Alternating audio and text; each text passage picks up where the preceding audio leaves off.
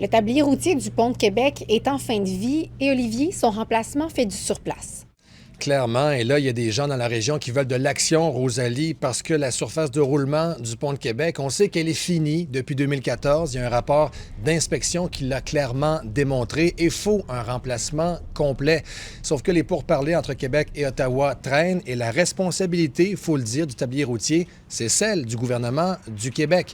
Alors, du côté de l'Université Laval, il y a le professeur retraité au département de génie, Mario Fafard, qui dit que là, ça urge. Faut que ça avance. À Québec solidaire, par contre, il y a Étienne Grandmont, député de Tachereau, qui pense que la CAQ ne priorise pas le pont de Québec, qu'elle priorise le troisième lien. C'est pour ça que ça ferait du surplace. On attend des réactions en après-midi à l'Assemblée nationale. La répression policière contre la violence urbaine a été forte en 2025 au service de police de la Ville de Québec. Entre les mois de janvier et de novembre, il y a eu 627 arrestations, uniquement en ce qui concerne la violence reliée à la guerre entre groupes criminels. Et ça, c'est 3 fois plus que l'an passé. En 2024, 237 personnes ont été arrêtées en lien avec la violence urbaine. Il y a des exemples d'arrestations cette année, le Hells Angel Mathieu Pelletier ou encore Dave Picturmel, celui qui est la tête dirigeante de la Blood Family Mafia. Le chef de police, lui, veut poursuivre sur cette lancée en 2026.